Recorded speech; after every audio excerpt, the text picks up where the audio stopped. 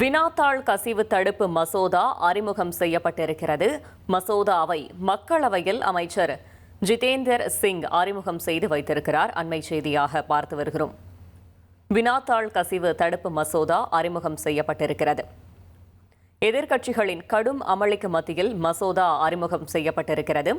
மசோதாவை மக்களவையில் அமைச்சர் ஜிதேந்தர் சிங் அறிமுகம் செய்து வைத்திருக்கிறார்.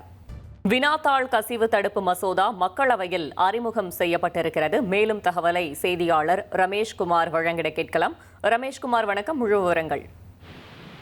மக்களவையிலே பொது தேர்வுகள் முறையற்ற வழிமுறைகள் தடுப்பு மசோதா 2026 அமளிக்கிடையே அறிமுகம் செய்யப்பட்டிருக்கிறது. அதாவது the public examination prevention of unfair means amendment bill 2026 என்ற மசோதா மத்திய பணியாளர் நலத்துறை இணையமைச்சர் ஜிதேந்திர சிங் அவர்களால் அமளிக்கிடையே அறிமுகம் செய்யப்பட்டிருக்கிறது. இந்த மசோதாவினுடைய மிக முக்கியமான நோக்கம் என்பது பொது தேர்வுகளில் வினாத்தாள்களை யாராவது கசிய வைத்தால் அவர்களுக்கு மிக கடுமையான தண்டனை மற்றும் அபராதம் விதிப்பதற்கு இந்த மசோதா வகை செய்கிறது.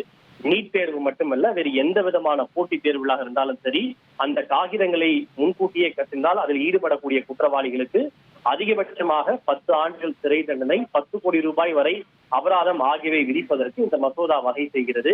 இந்த மசோதாவை எதிர்க்கட்சிகளுடைய அமளிக்கிடையே அமைச்சர் அறிமுகம் செய்தார். இதன் மீது உடனே விவாதத்திற்கு எடுத்துக் கொள்வதாக மக்களவை சபாநாயகர் ஓம் பிர்லா அவர்கள் அறிவித்தார். ஆனால் எதிர்க்கட்சிகளை பொறுத்தவரை மாணவர்களின் மீது நடத்தப்பட்ட தடியடி விவகாரத்தை எழுப்பி தொடர்ந்து அமளியிலே ஈடுபட்டுக் கொண்டிருந்தார்கள்.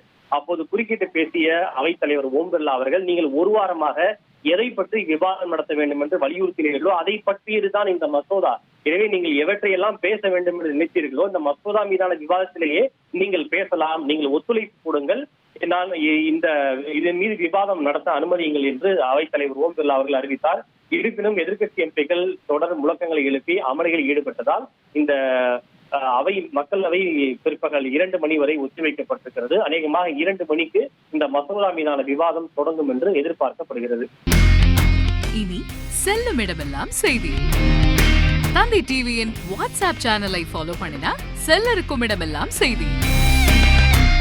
இதோ QR கோட் இப்பவே ஸ்கேன் பண்ணுங்க, ஃபாலோ பண்ணுங்க.